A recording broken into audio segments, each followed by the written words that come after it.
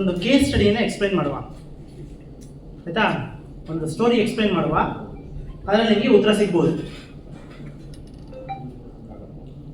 Story ಏನಂದ್ರೆ, ನಾವು ಈ ಸಹಜ ಬೇಸಾಯವನ್ನ ಸೋಕಾಲ್ಡ್ ಕೆಮಿಕಲ್ ಫಾರ್ಮಿಂಗ್ ಬಿಟ್ಟು ಬೇರೆದನ್ನು ಮಾಡೋದಾದ್ರೆ, ನಾನು ಕಂಡಂಗೆ ಒಂದು 11 ವರ್ಷದ ಜರ್ನಿಯಲ್ಲಿ ಎಲ್ಲ ಕಡೆ ಇಂಡಿವಿಜುವಲ್ ರೈತರುಗಳು, ನಾನು ಅದನ್ನ ಯಾವಾಗ ಬೇಕಾದ್ರೂ ಧೂಳಿಪಟ ಹಾಕ್ಬೋದು, ಐಲ್ಯಾಂಡ್ಸ್ ಆಫ್ ಸಕ್ಸಸ್ ಅಂತ ಕರಿತೀವಿ.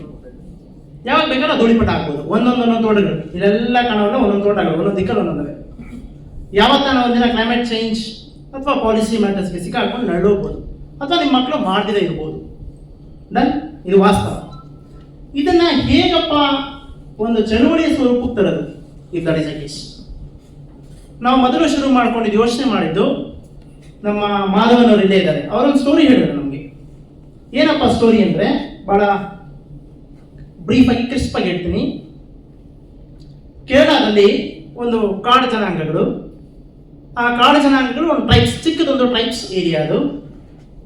ಆ ಟ್ರೈಬಲ್ ಕಮ್ಯುನಿಟಿಯಲ್ಲಿ ಅಲ್ಲಲ್ಲೇ ಹೊಂಡಗಳು, ಅಲ್ಲಲ್ಲೇ ಕೆರೆಗಳೆಲ್ಲ ಇತ್ತು. ಅದನ್ನು ಉಪಯೋಗಿಸ್ಕೊಂಡು ದನಕರುಗಳನ್ನ ಸಾಕೋದು, ಅದನ್ನು ಉಪಯೋಗಿಸ್ಕೊಂಡು ಜೀವನಗಳನ್ನ ಮಾಡ್ತಾ ಇದ್ರು, ಲೈವ್ಲಿಹುಡ್.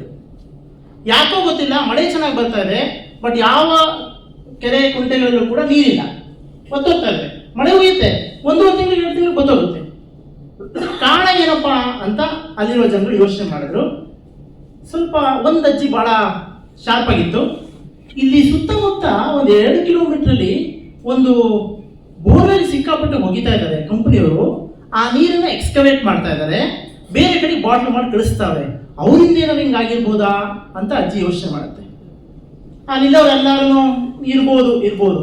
ಸರಿ, ಅವ್ರನ್ನ ಕೇಳೋಣ. ಪಾಪ ಅವರು ಟ್ರೈಬಲ್ ಕಮ್ಯುನಿಟಿ, ಅವ್ರಿಗೆ ಏನು ಗೊತ್ತೋ ಈಗ ಇಮಿಡಿಯೇಟ್ ಆಗಿ ಅಲ್ಲಿರೋ ಮ್ಯಾಕ್ಸಿಮಮ್ ಮ್ಯಾನೇಜರ್ನ ಮಾತಾಡಿಸ್ಬೋದು ಅಷ್ಟೇ. ಅವರು ಆ ಕಂಪನಿಯ ಮ್ಯಾನೇಜರ್ ಹತ್ರಕ್ಕೆ ಹೋದ್ರು, ನಮ್ಗೆ ಹಿಂಗೆ ಆಗ್ತಾ ಇದಾವೆ, ನಿಮ್ಮ ಬೋರ್ವೆಲ್ ನಿಲ್ಲಿಸಿ ಅಂತ. ಹೋಗ ಮೈಚೆಗೆ ಗೇಟಿ ನೀಚೆಗೆ. ಸರಿ, ನೆಕ್ಸ್ಟು ಅಲ್ಲಿರುವಂಥ ಸಣ್ಣ ಪುಟ್ಟ ಪೊಲಿಟಿಷಿಯನ್ಸ್ನ ಮಾತಾಡಿಸ್ಬೋದು, ಅವರು ಹೊರಗಡೆ ಹಾಕಿದ್ರು. ಎಮ್ ಎಲ್ ಎಗಳನ್ನ ಮತ್ತು MP ಗಳನ್ನ ಮಾತಾಡ್ಸಿದ್ರು, ಅವರು ಹೊರಗಡೆ ಹಾಕಿದ್ರು. ಯಾರು ಇವ್ರ ಮಾತು ಕೇಳಿಲ್ಲ. ಸರಿ, ಅಜ್ಜಿ ಅವರ ಸಣ್ಣ ಹ್ಯಾಬಿಟ್ ಸುಮ್ಮನೆ ಆಗೋದು, ಏನೋ ನಮ್ಮ ಕೈಲಿ ಮಾಡೋಕ್ಕಾಗಲ್ದೇನೋ. ಒಂದಿನ ಸಂಜೆ ಹೊತ್ತು ಒಂದು 6 ಗಂಟೆ ಟೈಮಲ್ಲಿ ಆ ಕಡೆಯಿಂದ ಒಬ್ಬ ಮನುಷ್ಯ ನಡ್ಕೊಂಡು ಈ ಹ್ಯಾಮ್ಲೆಟ್ ಕಡೆಗೆ ಬರ್ತಾ ಇದ್ದ, ಇವರಿರುವಂಥ ವಾಡಿಗೆ. ಇವರೆಲ್ಲ ಇವ್ರ ಮ್ಯಾನೇಜರ್ ಅಲ್ವಾ, ಈ ಕಡೆಗೆ ಯಾಕೆ ಬರ್ತಾ ಇದ್ದಾನೆ ಅಂತ. ಅವನು ಬಂದ, ಇಲ್ಲಿ ಕನ್ನಿಯಮ್ಮ ಯಾರು ಅಂತ. ಕನ್ನಿಯಮ್ಮ ಅಂದ್ರೆ ಆ ಅಜ್ಜಿನೇ. ಆ ಅಜ್ಜಿನ ಕೇಳದ, ನೋಡಮ್ಮ ಇದೊಂದು ಚೀಟಿ ಕೊಡ್ತೀನಿ, ಸೈನ್ ಹಾಕು ಅಂತ. ಏನದು ಅದು? ಏನಿಲ್ಲ, ನಮ್ದು ಇಂಡಸ್ಟ್ರಿ ಇದೆಯಲ್ಲ, ವರ್ಷ ನಾವೇನ್ ಮಾಡಬೇಕು, ರಿನಿವಲ್ ಮಾಡಬೇಕು. ಮೊದಲು ಪಂಚಾಯತಿಂದ ರಿನಿವಲ್ ಆಗಬೇಕು, ಸೈನ್ ಆಗಬೇಕು. ಅದಾದ್ಮೇಲೆ ಪೊಲ್ಯೂಷನ್ ಕಂಟ್ರೋಲ್ ಬೋರ್ಡು ಅದರಿಂದ ಒಂದು 18, 20, 30 ಇರ್ತವೆ. ಈಕೆ ಸೈನ್ ಮಾಡಿದ್ರೆ ಅವನು ದುರಾದೃಷ್ಟ ಈಕೆ ಆ ಪಂಚಾಯತಿಯ ಅಧ್ಯಕ್ಷರಾಗಿದ್ರು. ಹೌದಾ, ನಾನು ಮಾಡಿಲ್ಲ ಅಂದ್ರೆ ನಿಮ್ಗೇನು ಸಿಗಲ್ವಾ? ಇಲ್ಲ, ಸ್ವಲ್ಪ ಕಷ್ಟ ಇದೆ, ಹಾಗೆ ನಾನು ಮಾಡಲ್ಲ. ಇದು ಒಳ್ಳೆ ಕತೆ ಬಂತಲ್ಲ ವಜಿತಿ ಅಂತ.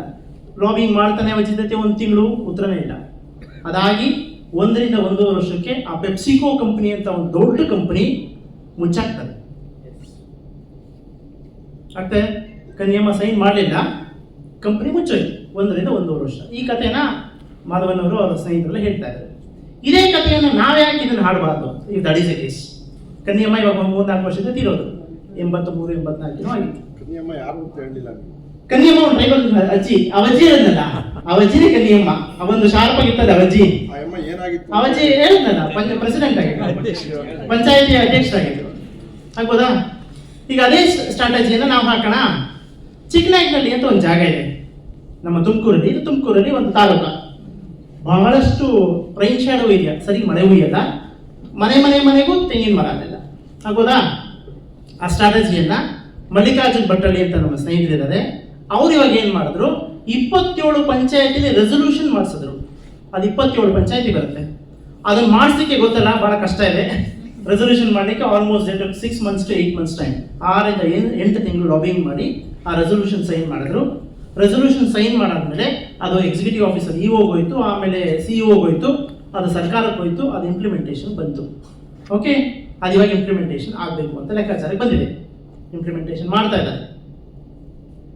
ಅಲ್ಲಿ PDOಗೆ ಸಭೆಗಳು ಮಾಡ್ದೋ, ಕೃಷಿ ಸಖಿಯರಿಗೆ ಸಭೆ ಮಾಡ್ದೋ, ರೈನ್ ಡಿಪಾರ್ಟ್ಮೆಂಟ್ಸ್ಗೂ ಗೊತ್ತಿಲ್ಲ ನ್ಯಾಚುರಲ್ ಫಾರ್ಮಿಂಗ್ ಅಷ್ಟೊಂದು ಪ್ರಬಲವಾಗಿ. ಸೊ ಕಂಟಿನ್ಯೂಸ್ ಸಭೆಗಳು ನಡೀತಾ ಇದ್ದಾವೆ, ರೆಸೊಲ್ಯೂಷನ್ಸ್ ಮಾಡ್ತಾ ಇದ್ದಾರೆ. ಅರ್ಥ ಆಯ್ತಾ? ಆದ್ರೆ ಒಂದು ಸಮಸ್ಯೆ ಕಾಡ್ತು. ಕರ್ನಾಟಕದಲ್ಲಿ ಅಥವಾ ಬೇರೆ ಸ್ಟೇಟ್ಸ್ ಎಲ್ಲೂ ಕೂಡ ಆ multi cropping system, natural farming is multi cropping system ಅಂತ ಆಯ್ತಾ, ಅಂದ್ರೆ ಬಹುಬೆಳೆ ಪದ್ಧತಿಗೆ ಬರ್ತದೆ ಇದು. ತೆಂಗಿನ ಮರಗಳಲ್ಲಿ ನಾವು ಬಹಳಷ್ಟು ಹಾಕ್ತೀವಿ, ಆದ್ರೆ ಆ ಸಿಸ್ಟಮ್ಗೆ ಸಬ್ಸಿಡಿ ಇಲ್ಲ ನಮ್ಮಲ್ಲಿ. ಆಗ್ಬೋದಾ? ಸಬ್ಸಿಡಿ ಇದೆಯಾ ಅದಕ್ಕೆ? ಏಕೆ ಬೆಳೆಗೆ ಸಬ್ಸಿಡಿ ಇದೆ, ಬಾಳೆ ಬೆಳೆದ್ರೆ ಸಬ್ಸಿಡಿ, ತರಕಾರಿ ಬೆಳೆದ್ರೆ ಸಬ್ಸಿಡಿ, ಈ ತರ ಎಲ್ಲ ಇದಾವೆ. ಎಲ್ಲ ಹಾಕ್ತೀವಿ ಅಂತ ಹೋಗಿ ಕೇಳಿ ನೋಡಿ, ಸಬ್ಸಿಡಿ ಇಲ್ಲ ಅಂತ. ಸೊ ಈಗ ನೆಕ್ಸ್ಟ್ ಲಾಬಿಂಗ್ ಶುರು ಮಾಡಬೇಕು. ಎಕ್ಸ್ ಚೀಫ್ ಸೆಕ್ರೆಟರಿ ಅವರು ರವಿಕುಮಾರ್ ಅಂತ ಇದು ಆ ಲೆವೆಲ್ವರೆಗೂ ಹೋದು ಪಂಚಾಯತ್ ಕಮಿಷನರ್ಗೆ ಲೆಟರ್ ಬರೆದು ಅವ್ರು ಕರ್ಸ್ಕೊಂಡ್ರು. IAS ಆಫೀಸರ್ ಎಕ್ಸ್ಪ್ಲೈನ್ ಮಾಡಿ ಸ್ಟೇಜ್ ಮೇಲೆ ಎಕ್ಸ್ಪ್ಲೈನ್ ಮಾಡಿದ್ರು. ಕೇಂದ್ರ ಸರ್ಕಾರಕ್ಕೆ ಕೇಂದ್ರ ಸರ್ಕಾರಕ್ಕೆ ನ್ಯಾಚುರಲ್ ಫಾರ್ಮಿಂಗ್ ಅಡ್ವೈಸರಿ ಬೋರ್ಡ್ ಇದ್ದೀವಿ, ಅವ್ರಿಗೆ ಏನು ಎಕ್ಸ್ಪ್ಲೈನ್ ಮಾಡಿದ್ನೋ ಅದನ್ನೇ ಜಾಯಿಂಟ್ ಸೆಕ್ರೆಟರಿಗೆ ಗೌರ್ಮೆಂಟ್ ಆಫ್ ಇಂಡಿಯಾಗೆ ಹೇಳಿದ್ದೆ, ಇಲ್ಲೂ ಹೇಳಿದ್ರು. ಅದೃಷ್ಟವಶಾತ್ ಅವ್ರು ಒಪ್ಕೊಂಡು ಹೊಸ ಪಾಲಿಸಿಯನ್ನೇ ಮಾಡಿದ್ರು. ಈಗ ಮಲ್ಟಿ ಕ್ರಾಪಿಂಗ್ ಸಿಸ್ಟಮ್ಗೆ ಪಾಲಿಸಿ ಇದೆ. ನೀವು ನಿಮ್ಮ ಊರುಗಳಲ್ಲಿ ನಿಮ್ಮ ಪಂಚಾಯತಿ ಮುಖಾಂತರ ಸ್ಟ್ರಾಟಜಿ ನೋಡಿ.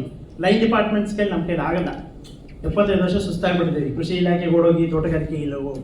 ಈಗ ಪಂಚಾಯತ್ ರಾಜ್ ಸಿಸ್ಟಮ್ ಮುಖಾಂತರ ನೀವು ಅನುಷ್ಠಾನ ಮಾಡೋದಾದ್ರೆ ಮಲ್ಟಿ ಕ್ರಾಪಿಂಗ್ ಸಿಸ್ಟಮ್ಗೆ ಸಬ್ಸಿಡಿ ಇದೆ. ಅರ್ಥ ಆಯ್ತಾ ಕತೆ? ಈ ಜಿಸ್ಟನ್ನ ನಾವೇನ್ ಮಾಡಬೇಕು, ಪಂಚಾಯತ್ ರಾಜ್ ರೆಸೊಲ್ಯೂಷನ್ಸ್ಗಳ ಮುಖಾಂತರ, ಅದು ಪಂಚಾಯತ್ ಇಸ್ ಪೀಪಲ್ಸ್ ಕ್ಯಾಬಿನೆಟ್. ನನಗನ್ಸುತ್ತೆ ಅದು ನಮ್ಮ ಅಸ್ತ್ರ ಆದರೆ, ಪಂಚಾಯತ್ ರೆಸೊಲ್ಯೂಷನ್ಸ್ಗಳು ನಮ್ಮ ಅಸ್ತ್ರ ಆದರೆ ವರ್ಕ್ ಆಗುತ್ತೆ. ಇದೇ ಸ್ಟ್ರಾಟಜಿಯನ್ನು ನಾವಿವಾಗ ಚಾಮರಾಜನಗರಕ್ಕೆ ಹಾಕಿದ್ದೀವಿ. ಚಾಮರಾಜನಗರ DC ಶಿಲ್ಪನಾಗಿದ್ದಾರೆ, ಅವರು ಮೊದಲನೇ ದಿನನೇ ಅಪ್ರೂವಲ್ ಕೊಟ್ಟರು, ಗೋ ಹೆಡ್. ಇಡೀ ಚಾಮರಾಜನಗರ, ನೀವು ಬರೀ ಚಿಕ್ಕನಾಯಕನಲ್ಲಿ ಮಾತ್ರ ಮಾಡಿದ್ದೀರಿ ಅಲ್ವಾ, ನಾನು ಒಂದು ಕೆಲಸ ಮಾಡ್ತೀನಿ, ಇಡೀ ಚಾಮರಾಜನಗರ ಮಾಡೋಣ. ಇಡೀ ಚಾಮರಾಜನಗರಕ್ಕೆ ಅವರು ಇವಾಗ ಅಪ್ರೂವಲ್ ಕೊಟ್ಟಿದ್ದಾರೆ. ಎಲ್ಲ ರೈತರುಗಳು ಎಷ್ಟೊಂದು ಸಭೆಗಳಲ್ಲಿ ಆಗಿದ್ದಾವೆ, ಅನುಷ್ಠಾನಕ್ಕೆ ಹೋಗಿದೆ. ಅಲ್ಲಿರೋ CEOಗಳು, DC ಎಲ್ಲ ಕಂಪ್ಲೀಟ್ ವಿಂಗ್ ಓಪನ್ ಆಗಿದೆ. ಎಲ್ಲರೂ ಕೂಡ multi cropping system, natural farming ಮಾಡಬೇಕು ಅಂತ ಅದೇ ಶೇಷಾದ್ರಿ ಅವರು ಹೇಳ್ತಾ ಇರೋದು. ಅಡ್ಮಿನಿಸ್ಟ್ರೇಟಿವ್ಗೂ ಅರ್ಥ ಆಗಿದೆ. ಈ ಕಾರ್ಬನ್ ಕ್ರೆಡಿಟ್ ಅನ್ನೋದು ಕೂಡ ಜನಗಳಿಂದ ಬರಬೇಕು. ಒಂದು ರೈತ ಸಂಘದ ಮುಖಂಡರುಗಳೆಲ್ಲ ಇದ್ದಾರೆ, ಹಲವಾರು ಮನೆಗಳಿದ್ದಾವೆ, ಪ್ರಬಲವಾಗಿದ್ದಾರೆ. ಅವರು ಮೇಲ್ಗಡೆಯಿಂದನೂ ಟ್ರಿಕಲ್ ಡೌನ್ ಅಪ್ರೋಚ್, ಮೇಲ್ಗಡೆಯಿಂದನೂ ಬರಲಿ.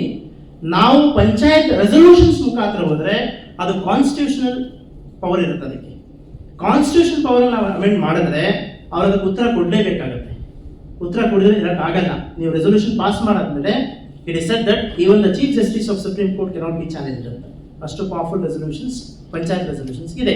ಸೊ ಹಾಗಾಗಿ ಅದ್ರ ಮುಖಾಂತರ ನಾವೇನಾದರೂ ಎಕ್ಸ್ಪೆರಿಮೆಂಟ್ ಮಾಡಿದ್ರೆ ಇದಕ್ಕೊಂಚೂರು ಒಳ್ಳೆ ರೂಪುರೇಷೆ ಸಿಗ್ಬೋದು.